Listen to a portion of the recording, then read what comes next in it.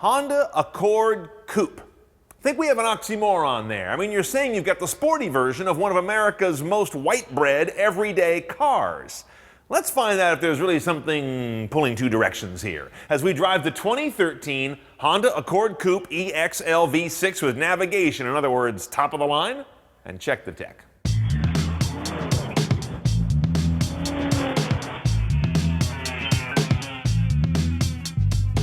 Now, I wouldn't blame you for saying, it's just a sedan Accord with two doors removed and some sheet metal stuck where they used to be. But not true. This car is actually a little over 2 inches shorter from nose to butt and has 2 fewer inches between the wheels, the wheelbase. That's a pretty substantial difference from the sedan. So this is a car that's actually a different platform in many ways, and most importantly, it looks hot. There's no denying that.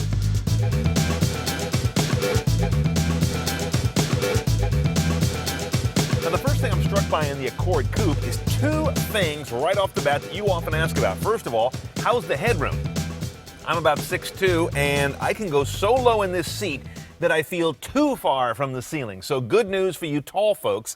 Now, looking at the trim, you probably also noticed that you have double vision. You're not hungover. This is the new Honda Acura thing. Dual screens that sometimes complement each other. Sometimes they go different directions. Like right now, I've got nav on the top, media on the bottom. That's great. But at other times, it gets real wonky. Like when you want to go enter a destination, you get this weirdness. I've got 2 entry screens, and that makes no sense to me. Check out our review on the Acura RLX, which is their new flagship, and of course uses a very similar system to get a real deep dive on where this works and doesn't. Let's get to some media sources now. When you go to the audio screen over here, and by the way, I hate that stupid little interstitial screen that shows everything, just weird to me. Here's a nice display of the AHA music service. This is being done through something called the Honda Link app. Once you install Honda Link, AHA is wired into there, and you get a really nice stream from the internet handed off to the head unit experience from your smartphone.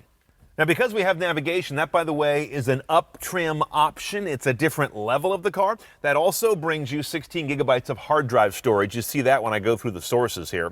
And of course, you also see Pandora's in there. USB and aux are down here, supporting iPod, as Honda has done rather nicely. And the music on the hard drive or on your iPod is available by voice command for artist or title. So you can actually talk to the music collections on those 2 devices. Over here on the left, you can see these guys here. There's an economy button. That kind of dampens the behavior of the vehicle. Obviously, we've got a manual transmission we'll talk about in a minute, so it does not affect shift profiles. And down here is the lane departure warning button. We have lane departure warning on this car, but it's passive. All it does is tell you you're drifting. It doesn't correct it. Same thing goes for forward collision warning. FCW will flash this guy right up there, a series of yellow LEDs that'll blink right up inside the windshield if you're about to rear end somebody.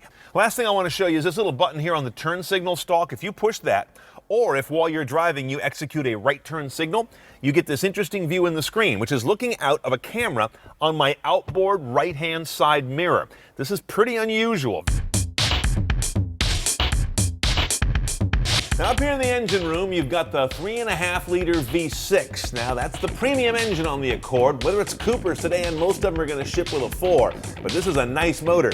It says Earth Dreams here on the front. That's nice. I'm happy for them.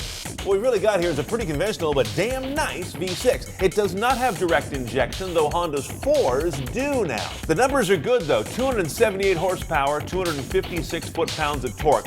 Gets this roughly 3,400-pound Accord up to 60 in a sprightly 5.6 seconds. Front-wheel drive only. There's no all-wheel drive version on this guy.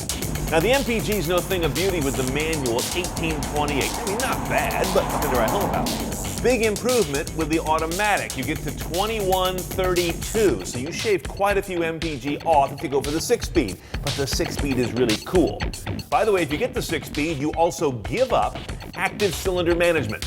In the automatic, this car can run on as few as 3 cylinders when you're loafing for that better fuel economy, but with the manual, it can't communicate with the transmission enough to know when it should do that. As a result, it doesn't do that. You're always running on all 6. That's part of why this guy's more thirsty. The first thing you notice in this Accord Coupe is that the powertrain is really direct. This is not what you expect from an Accord. You expect it to be kind of a driving appliance. This is actually more or less a road machine. First of all, that V6 has good numbers on paper, but more importantly, great responsiveness on the road. It's a right now engine. It doesn't stop and think when you tell it to start to spin. Now, front wheel drive only, as I mentioned, the car handles very well. It's not a street fighter. It's more refined than that. But it's absolutely no problem to toss on a little corkscrew road like this. And it feels great. It's very good ride quality all the time, which you don't always get from a car that has a really gutsy chassis and suspension. Of course, being a Honda, it can't help itself but have a giant speedo and a little tack. That kind of lets the air out of the performance balloon in terms of the ergonomics, but you can live with it. Great gearbox, nice clutch. This is a real drivable car that feels very much like it was built around this transmission, not sort of had that added on as another option. This is going to turn out to be one of the sleeper hits of the year in my book. I'm pretty sure of that, even though we're only mid-2013 right now, because it's a nice balance of being a refined car that can also give you a grin on the open road. It's very much got a little bit town and country built into it. I didn't expect that coming into it. I didn't expect a sharp powertrain, a great manual gearbox, refined ride, and at the same time sporting feedback coming back to me, all wrapped up in what I think is a pretty hot looking car. So Honda, good work.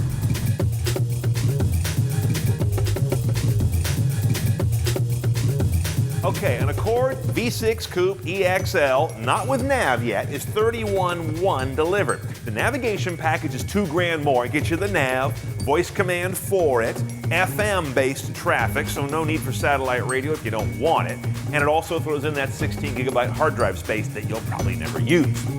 On top of that, you can get backup sensors for $520 to augment that otherwise very good camera, and that's about it when it comes to going CNET style. So all in, you're at about $33,600. Now, bottom line, the Accord is a very grown-up kind of sporty coupe.